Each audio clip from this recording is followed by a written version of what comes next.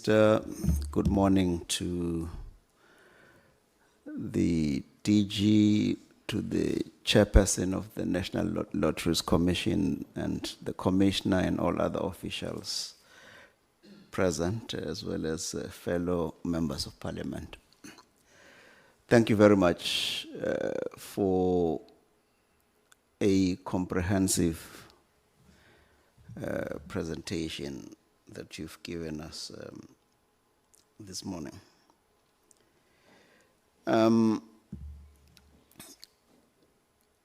I just want to start with the temporary license. You indicate, and I think Member Thring touches a little bit about it, that out of the 8, only 1 applied, and it was Ituba. I'm not clear about this Ituba, whether it's Arthur or Martha, because in one of the presentations you say this one that was part of the 8. I don't know whether it was Arthur or Martha. Ituba group then said no, they are not going to be able to do this for 5 months. And then Arthur or Martha, called Ituba Lottery, who has different shareholders from the other one, got the temporary license. Who is this person? Because it's a different entity, as you say. So it's got a separate legal persona from what you've presented. That's what you're saying. So how did they come about? How did they then become the temporary license holder? Because they're different from the 8. No, so when you the 8, we understand that there's a basis for that we can live with. But when Arthur or Martha, as long as the name starts with the 2, but you are saying the shareholding are different, so it's a separate persona. So how did you make that decision on the temporary license? And then if we then move to the actual lottery license award, there seems to be a lack of transparency and a suspicion of political interference. So there is a presence of claims of compliance. However, the process raises questions about the integrity and the transparency of the NLC process and the minister. There were many delays, Minister, and there were shifting timelines, and there were layers of committees, the evaluation committee, and then the board became the adjudication committee. And then there was the quality assurance committee, which I think is probably what the honorable member is referring to. It's got a name. And then there were many investigations which appear to disguise rather than to clarify the decision making. At some point, I think it was after the December meeting, where you are saying the minister could not make a decision because of certain concerns, including interpretation of Section 13.2 regarding political interests and the PPP requirements. The NLC then indicates that investigations cleared Sizekaya of political conflicts. However, the media allegations seems to contradict that. We don't want to say we believe the media allegations. We just want you to tell us whether the assertion that they could qualify as political office bearers under the Act, whether in your assessment, because you've got this quality assurance people that seem to be able to advise. So the concern really is that the process seems to have prioritized legal technicalities over ethical considerations and standards and public trust, which then violates the spirit of Section 195 of the Constitution, which mandates transparency and accountability in public administration. The dismissal of the conflicts of interest raise red flags.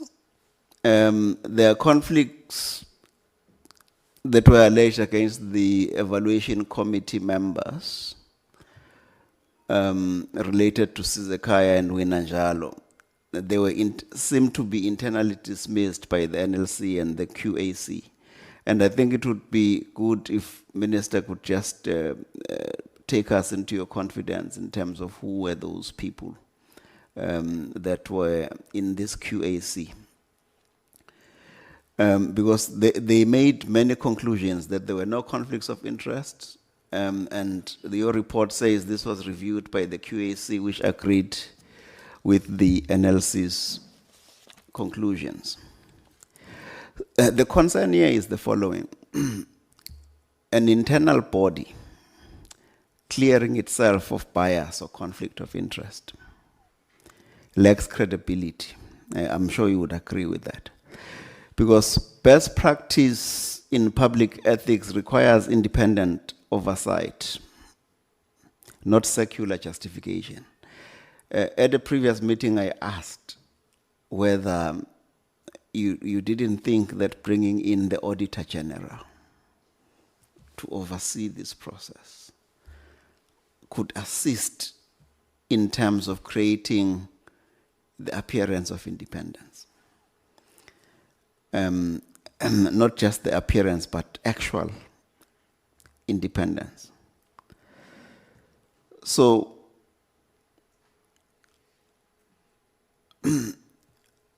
you say there was no time to run a public competitive process, Commissioner, for the appointment of the temporary operator.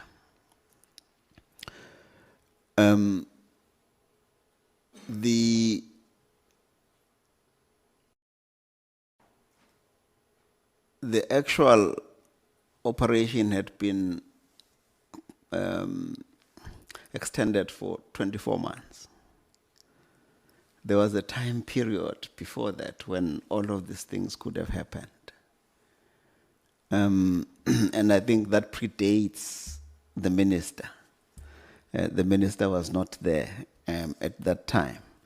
But what I do not understand from the commission is why that could not have been accommodated, knowing fully well that there is this type of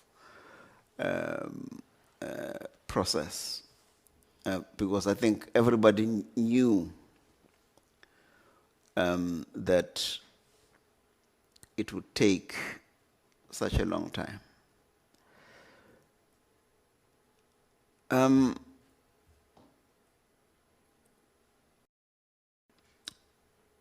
The section 13(2)(b)(4) of the Act prohibits direct financial interest by political parties or office bearers. But your presentation seems to admit close political ties of certain stakeholders, but dismisses the issue on technical grounds. You see, legal compliance does not equal or equate to ethical distance. This interpretation enables backdoor political influence, eroding faith in the impartial nature of the NLC should adhere to.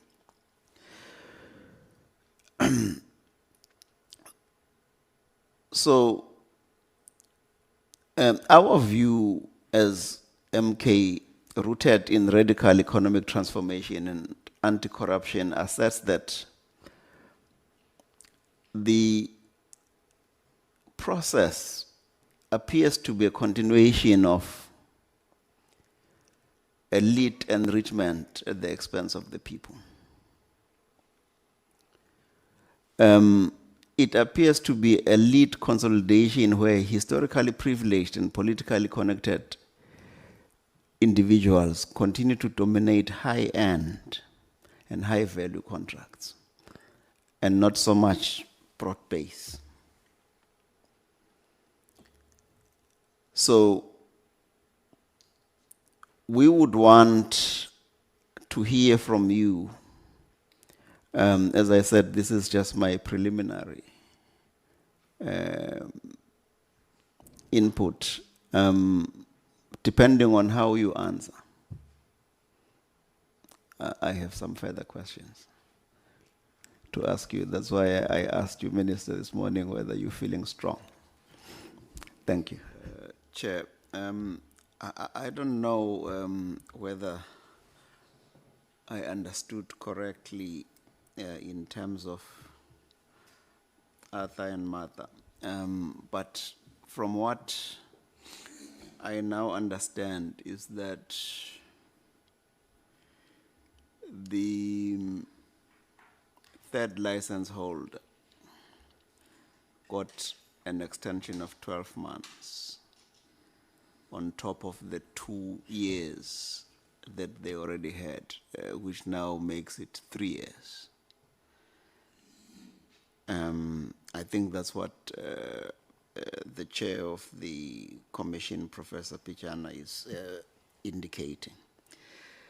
And that has happened now, so it happened without public bidding, but I could have told you for free that that is what was going to happen. That was the basis of our open letter.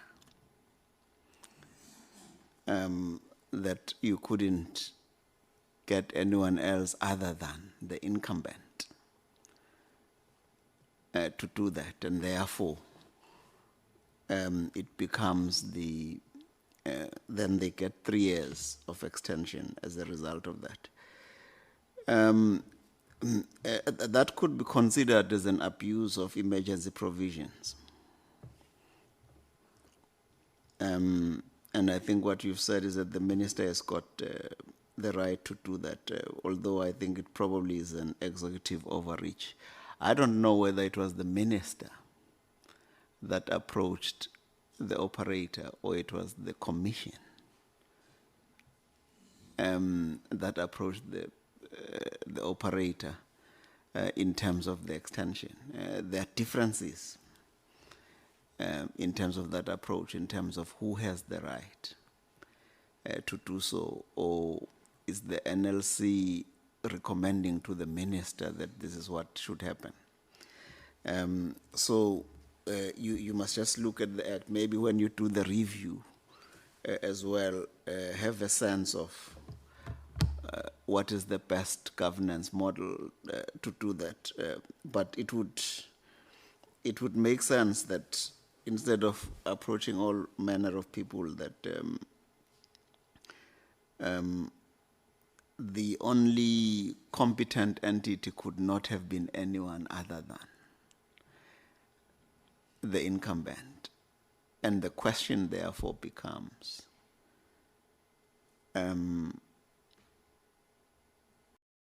were they not continuing to be advantaged against other entities? It's now a 3-year extension instead of a 2-year extension. Think about it.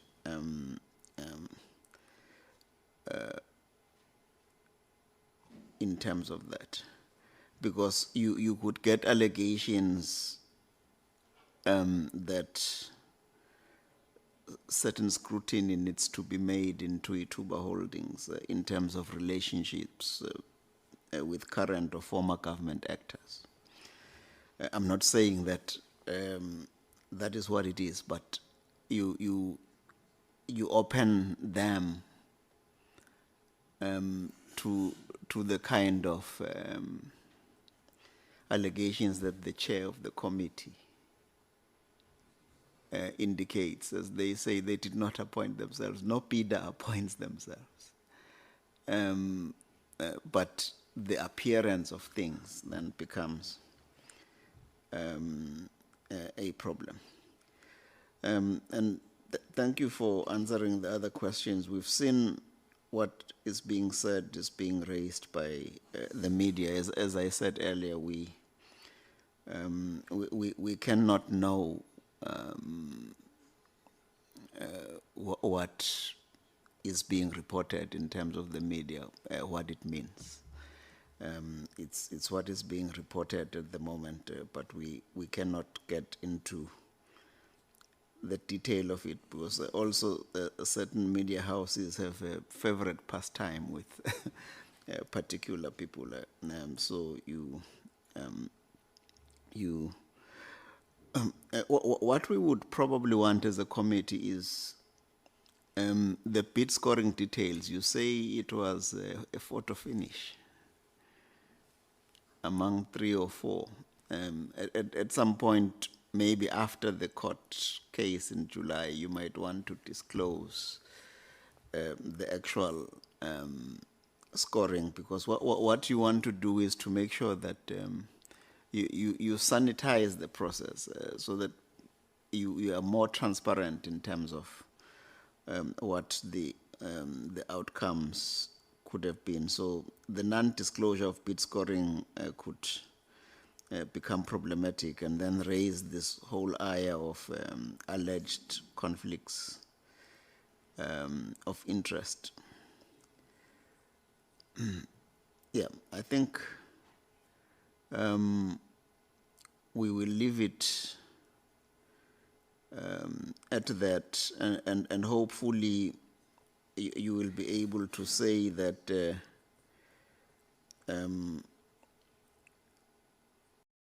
the license does ensure that a majority of the net lottery proceeds or benefits will go to underserved rural communities, and not NGO elites or politically aligned foundations.